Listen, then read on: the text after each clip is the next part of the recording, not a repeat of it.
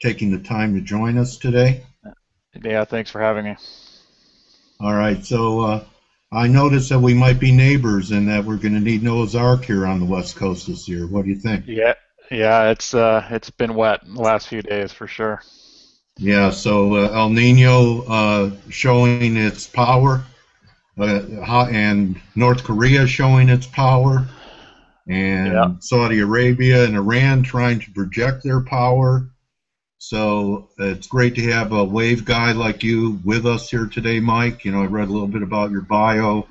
Used to be a SOS trader in the 90s where used to be able to see the bid and offer of different firms where their blocks of buys and sells were, and then you made the conversion of having to be right and predict and forecast the market and trade it that way. Am I yep, reading your history correct? yeah, that's accurate. Okay, so why don't you tell us a little bit about your journey and uh, you got into SOs and you were trading equities. What was your journey now that I see from your bio you specialize in FX, SPX, and VIX? Tell us about your foray into the FX arena and what you discovered and um, some of the lessons you learned and if you had mentors or influencers along the way to help you or were self-taught. Yeah, like you said, I started trading in the late '90s with the Nasdaq, uh, small order execution system, um, and in the mid 2000s, I kind of made the switch to the forex market, and I had my ups and downs with the forex market, and uh, you know, took a lot of lessons the hard way in the forex market. And it was around that time when I was first introduced to Elliott Wave, and Elliott Wave analysis really kind of spoke to me because it gave me a method to really manage my risk. And that's really the key to trading, is managing your risk above all else. And what I really liked about Elliott Wave analysis is it really gives you a really good way to define your risk. Not every trade is going to be a winner, um, but if you can keep your losses small, you can be successful in trading. And Elliott Wave analysis really is a good tool for helping manage risk and define your risk.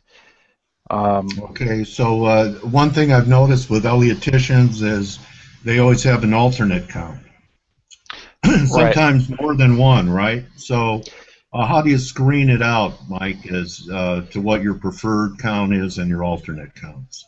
Yeah, we typically want to have an alternate count, and there's multiple reasons for having an alternate count.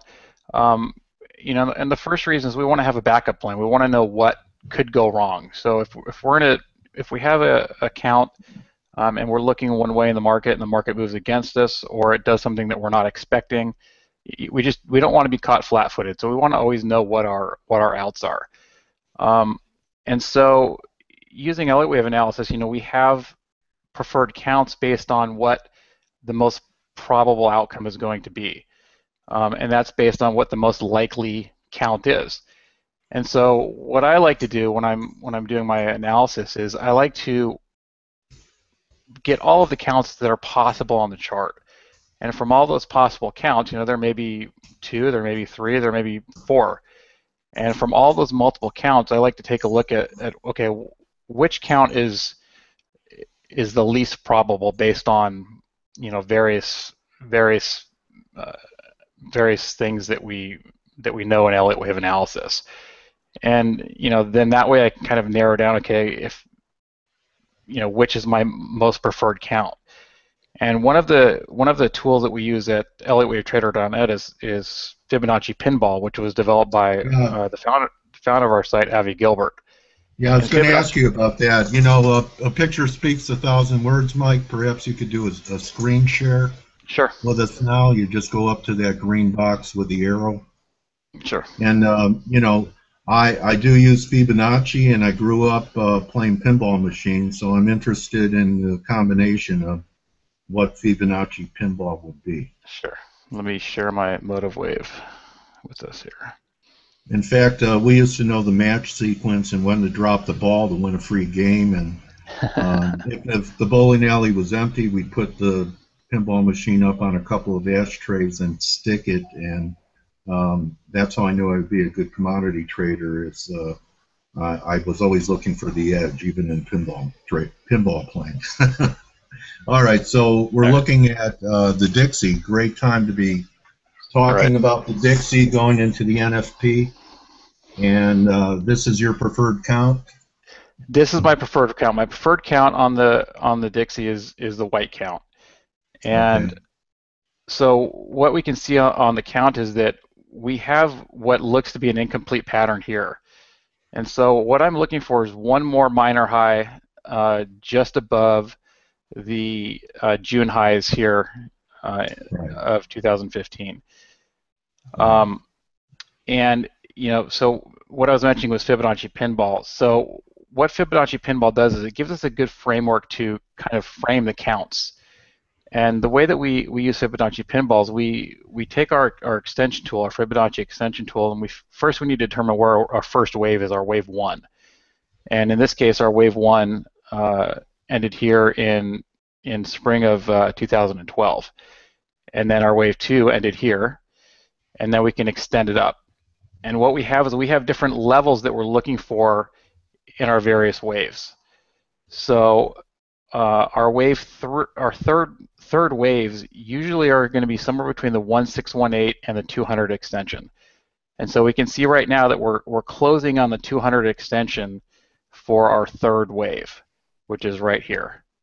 Okay, and what we can see is we still have an incomplete pattern within our third wave. So our wave, our wave 5 of 3 should be 5 waves, and right now it's still only 3 waves. So this tells us that we should be seeing another high over the spring highs in 2015. So that's what I'm looking for. Your view is if this count is fulfilled, that we'll see a sub-parity euro at 102. Yes, yeah, exactly. And under this count, the euro then would need to make another low. Let's stay here. And your alternate count is that we fail to make new highs and take out that double top and correct back to the downside before we complete this. The alternate count. Yeah, the alternate count is that this high is a B wave high, which would come in the form of 3 waves, and then we see another C wave, which would be part of a larger degree 4th wave. I'm not a huge fan of this count, but it's there. But I have various reasons why I do not like this count. And one of the reasons. I'm curious why. Go ahead. One of the reasons is some of the things I'm seeing on some of the other charts. As you know, the Dixie is very heavily weighted in the euro, and really the euro is dragging down the dollar in general. If we look at some of the other U.S. dollar charts, if we look at some of the Fed weighted charts, the U.S. dollar is already broken out over the spring of 2015 high, and the Dixie is still lagging behind. So I have a hard time reconciling the two counts between the Dixie and some of the other U.S. dollar charts. So that's one of the reasons why my preferred count is.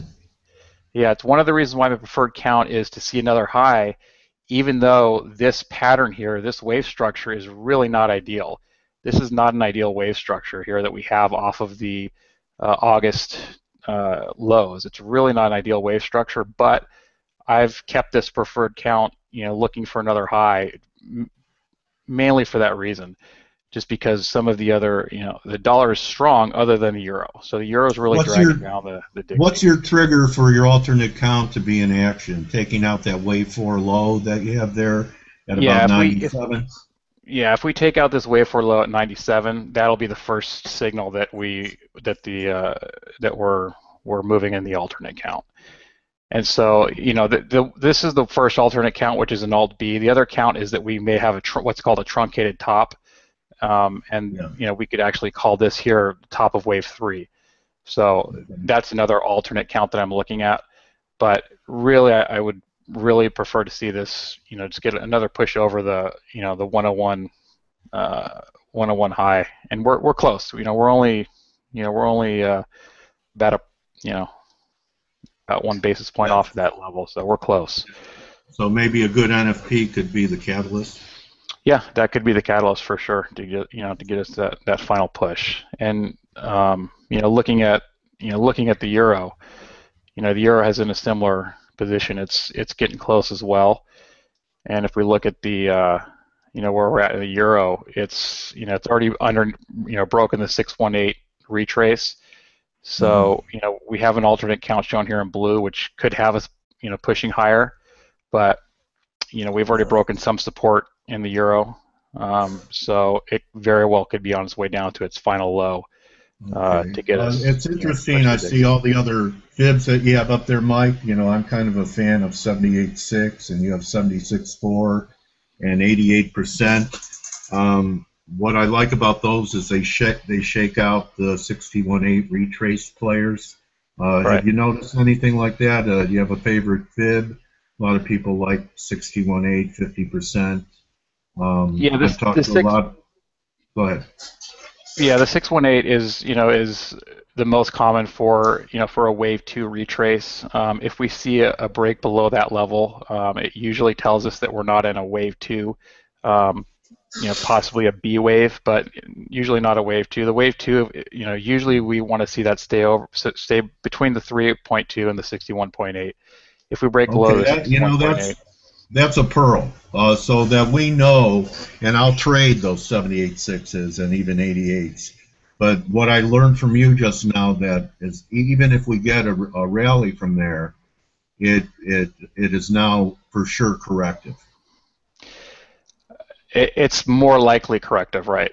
So if we get a rally off of the 76.4 or the 88.6 especially, it's more likely a corrective structure versus going to be a third wave. It's very rare to see a wave 2 retrace under the 76.4. Again, the standard retrace zone for wave 2s are the 38.2 and the 61.8. Okay. So I have a question to pose to you. I've interviewed, Elliot's a very popular discipline, and there are many Ellioticians out there. They all have their own twists to it. But someone I once interviewed said that almost everything in the FX arena in currency markets are corrective. Rarely do you find impulsive moves. That the FX markets are always correcting because it's a battle between the central banks, whereas in equities, it's more common to see impulsive waves. What's your view on that? Well, we see impulsive waves in the FX markets all the time. It's just a matter of degrees. So we may have, the larger degrees, the waves may be corrective, but even within those corrective waves, we still have impulsive wave structures. So, Okay. for example, on the DXY chart, this that was impulsive. Yeah. Very impulsive. This move off the 2014 lows is a very impulsive wave 3. When it's all the way up to the 200 extension was a very impulsive move. So, we have a 1, 2, 3, and so at this point now, if this wave breaks down back below the end of wave 1, then this wave 3 turns into a C wave. But as of right now, it's still a very impulsive wave structure. So, the FX markets, the third waves typically in the FX markets are extended. So we see those, in equity markets, the third waves usually kind of end around the 1618 extension, where in the FX markets we see the third waves typically extend, to the 200 extension or even further to the 238 or the 261.8 extensions. So, wow. So they're even more dramatic, the extensions in FX. In the third waves, yeah, and the fifth waves are typically around the same length as the wave 1s. But the third waves in the FX markets, what we've noticed is those are typically can be very extended waves, which is what we've seen here in the DXY, as well as right now we have a very extended third wave in the USDCAD as well. I wanted to. You must be a mind reader, because whenever I'm ready to switch gears, you bring it up. And I was going to ask you about the commodity currencies with, a lot of people talking 20 handles in crude now or lower, and now the Saudis will have the pedal to the metal. And I actually see like a falling wedge in crude. And also with the dollar making new highs for a while, the yen did not. I know that's switching topics. And also the Aussie and Kiwi haven't made new lows for several weeks. So do you have any, what are your views on the commodity currencies? And then perhaps we could go to US dollar yen, which looks pretty negative right now. Yeah. Let's start with the dollar CAD. So, as we can see, the dollar CAD's been in an extremely bullish trend for the last several years, and the move off of this low here, which was the October 15th low, is a very extended fifth wave. So right now we're coming into this blue box was a box that I had put on the chart several months ago.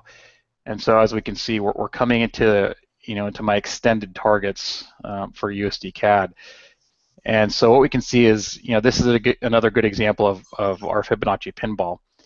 And so what we can see here is that, let me stretch that a little bit. So what we can see is on our Fibonacci pinball, so we have, in the CAD, we've got, I'm counting this as an A, B, and then C, with an alternate being that this next high is going to just be the top of a third wave. But my primary count at this point is that this is an AB. Within this AB, the C wave is 5 waves. So the C wave, we count 1, 2, 3, 4, and then us being in our final fifth wave here now. And within our fifth wave also breaks down into 5 waves. And so that fifth wave starts here in at the May of 2015 low, and we've got 1, 2, 3, 4, 5 waves. And so what we can see with our Fibonacci pinballs, if we use our Fibonacci extension tool and we start it with wave 1 and we drop it down to our wave 2, we can see that our wave 3 hit the 200 extension almost to the penny. Okay, and so that's a very good indication that our count is playing out. And that what we can see is our wave 4 came down to the 100 extension, again, very close to the 100 extension, which is also one of our Fibonacci pinball levels, and that's why I have these levels in yellow on my Fibonacci extension tool, because these are key levels for me to be watching. So I watched the 200 extension, so we bounced off we hit the 200 extension resistance, we came back down, we bounced off the 100 extension, and now we're trading back up, and we've got another 5 wave sequence for our wave 5, 1, 2, 3, 4, 5, and now we're approaching the 300 extension, which is a longer term target that I had for the USDCAD. Where's that come in? Comes in at 1.4177. Okay. And so zooming in, we can see that same wave structure. We can see this wave breaks down into 5 waves. So we've got 1, 2, 3, 4, and then 5. So it does look like we need a few more squiggles to complete this wave structure. On the smaller time frames, we've maybe got a 1, 2, 3, so maybe another 4 and a 5, and we have enough waves to call this, larger degree move complete. Now, of course, it doesn't rule out further extensions. If it is complete, and you're labeling this a big ABC, does that imply a major correction rather than if it's a 3 and then we get a 4 and another blast? Yeah, if it's an ABC, then that could be a significant top in the pair. And really what we'll be looking for next is we'll be looking for how we retrace off of the high. So if we come down correctively, then that's going to be an indication that this high was only the top of a third wave versus versus a major top. And that'll be kind of the keys that we'll be looking for initially is how we move down off of the highs. Correctly. So I'm just going to ask you a Nostra Golembesky question. So if this is the completion of an ABC, possibly we're looking at between 34, 32 an important inflection point in crude, and if this is it, and there's going to be a big break in USDCAD, there could be a pretty dramatic rally in the crude oil market that no one can even talk about upside anymore. Yeah, and we have, we have energy analysts at Elliott Wave Trader as well, and we are looking for, we're closing in on the bottom at crude as well. So, we're approaching some major support in the crude market. If we can hold that support, we're looking for, for a bottom not too far away in the crude markets as well. So it coincides with what we're seeing in CAD. Okay, and if this is an ABC, and this was all corrective, then we're going to take out the 2014 low eventually? Potentially, yeah. Or we could just see, a large large sideways consolidation where we may, come all the way back down towards the 2014 low and then move back up, correctively in a very large, sideways consolidation. So it's really a bit early to tell right now until we see how we retrace off of the highs once we top. Great look. Anything on what's happening in U.S. dollar yen here, Mike? 118 was a pretty important support level. To me, it looks like eventually there's destiny to even take out 116. Yeah. What are you thinking here? Dollar yen is really one of the messiest charts I've got right now, and it's we've got a very messy corrective action off of the June 2015 highs, and I'm really on the sidelines on this pair. I don't have a high confidence count that I can really say I have a ton of confidence in, but right now, I do see 118 as a fairly key support level as well. Okay.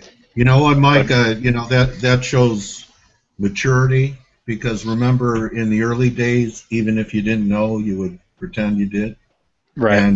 And it shows that even on Twitter, and I was going to ask you for your Twitter handle. Right now, I'm using @AdviceTrade to promote you, but that it's better.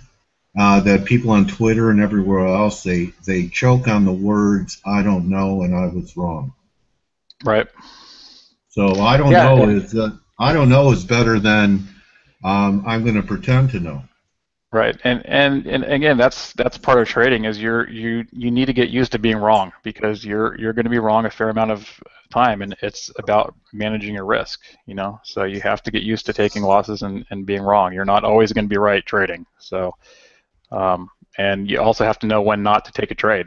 And right now, I don't have a high confidence setup in the dollar yen. It's really a messy wave structure right now. So it's one of the kind of messy, kind of messy like the S&Ps are. I know that you specialize in the VIX.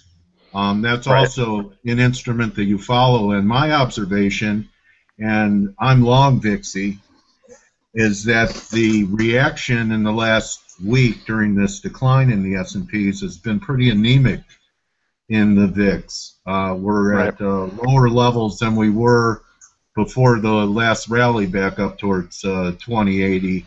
Is that a market tell to you when the VIX is lagging what it should be doing, and that this could set up? I know it's Avi's arena, the S&Ps, but if you could comment on that and the VIX, it'd be a great way to wrap this up. Yeah, right now we're at a pretty key point in both the S&P and the VIX. My preferred count is that I have us close to a bottom in the S&P, but if we don't get, we're potentially also at a point where we could see a fairly large decline that could take us back under the August lows. So it really depends on how we move off the next bottom. If we move off the next bottom correctively, then it's a sign that we're going to see lows back under the August lows, and the VIX will start to see some pretty explosive moves to the upside. But I wanted to ask you, someone said that rally that we had in the VIX in August, when we had that flash crash, a crash was impulsive. Does that come into your view that if that was impulsive, then since the August low, the VIX has been corrected? I'm counting the move off the August lows as corrective as a large ABC in the VIX, and the VIX really almost always trades in ABCs. It's interesting. So that was the end of it.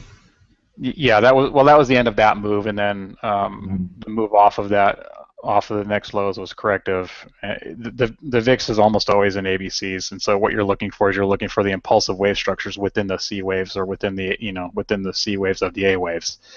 But you're almost always getting large ABCs in the VIX. That's just kind of how it trades. But yeah, I'm personally slightly leaning towards us, coming into a bottom in the S&P. But again, it just kind of depends on how we move up off the next local low. If that low is corrective, then I'll be looking lower.